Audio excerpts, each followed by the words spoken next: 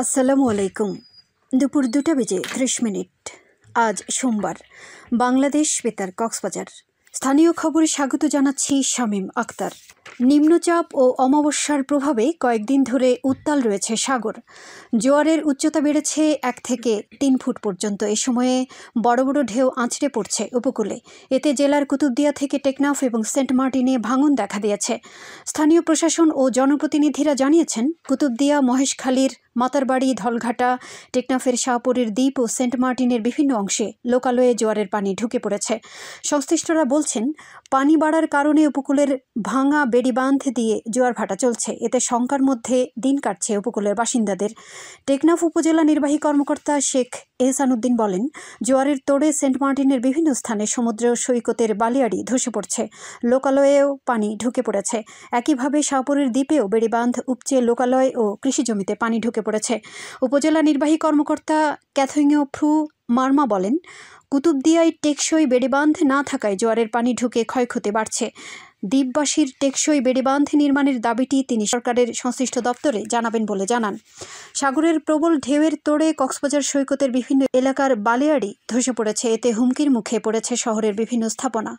পানি উন্নয়ন বোর্ডের কক্সবাজার কার্যালয়ের নির্বাহী প্রকৌশলী নুরুল ইসলাম বলেন, প্রতি বছরই জিও ব্যাগ দিয়ে ভাঙন ঠেকানোর চেষ্টা করা হয়, তবে তাতে স্থায়ী সমাধান হয় না। শহর রক্ষায় 642 কোটি টাকার একটি প্রকল্প মন্ত্রণালয়ে পাঠানো হয়েছে। এদিকে কুতুবদিয়ায় টেকসই বেড়িবাঁধ নির্মাণে প্রায় 800 কোটি টাকার প্রকল্প প্রস্তাব সংশ্লিষ্ট মন্ত্রণালয়ে রয়েছে।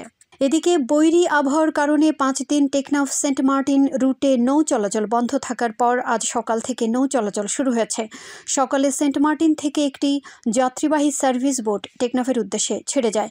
সেন্ট মার্টিন ইউনিয়নের ভারপ্রাপ্ত চেয়ারম্যান ফয়জুল ইসলাম এ তথ্য নিশ্চিত করেছেন। তিনি জানান, সেন্ট মার্টিন রুটে নৌ চলাচল শুরু হওয়ায় নিত্য পণ্যের সংকট দূর হবে।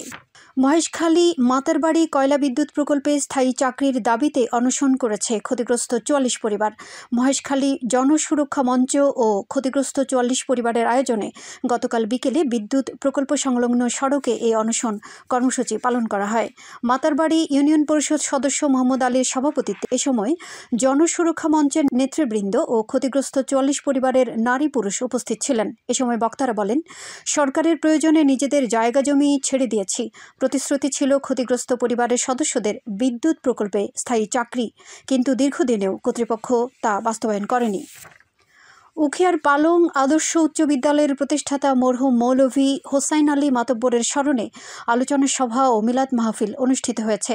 আজ বিদ্যালয়ের হলরুমে অনুষ্ঠিত এ সভায় প্রধান অতিথি ছিলেন উপজেলা নির্বাহী কর্মকর্তা মোহাম্মদ কামরুল হোসেন চৌধুরী।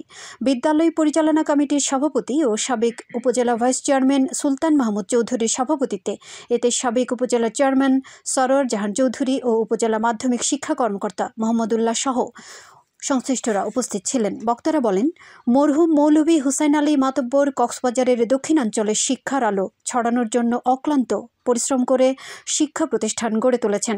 তাঁর এই মহৎ কাজ মানুষ আজীবন স্মরণ রাখবেন। এ সময় বিদ্যালয় পরিচালনা কমিটির সদস্য, অভিভাবক, শিক্ষক ও শিক্ষার্থীরা উপস্থিত ছিলেন। সুস্থ দেহ, সুন্দর মন, সচেতনতায় গড়ব জীবন, এই স্লোগানকে সামনে রেখে উখিয়ায় বর্ণাঢ্য র্যালি ও আলোচনা সভা অনুষ্ঠিত হয়েছে। আজ টিচার ফর বাংলাদেশের ফেলো শিক্ষকদের সুস্বাস্থ্য প্রজেক্টের কার্যক্রমের অংশ হিসেবে রুমখা পালং উচ্চ বিদ্যালয়ে এক আলোচনা সভার আয়োজন করা হয়। এতে সভাপতিত্ব করেন বিদ্যালয়ের প্রধান শিক্ষক নুরুল আমিন। সভায় নিরাপদ পানি ব্যবহার, স্বাস্থ্যসম্মত স্যানিটেশন ও পুষ্টিকর খাবার গ্রহণ সহ পরিবেশ বান্ধব শিক্ষা প্রতিষ্ঠান গড়ে তোলার উপর গুরুত্ব আরোপ করা হয়। এ সময় বিদ্যালয়ের শিক্ষক শিক্ষার্থীরা উপস্থিত ছিলেন। আবহাওয়া। আগামীকাল দুপুর 12টা পর্যন্ত 24 ঘন্টার পূর্বাভাসে বলা হয়েছে, আকাশ অস্থায়ীভাবে মেঘলা থেকে মেঘাচ্ছন্ন থাকতে পারে। সেই সাথে অধিকাংশ জায়গায় অস্থায়ীভাবে দমকা হাওয়া সহ ভারী থেকে অতি ভারী বৃষ্টি অথবা বজ্রসহ বৃষ্টি হতে পারে। কক্সবাজার সমুদ্র বন্দরের জন্য কোনো সংকেত নেই।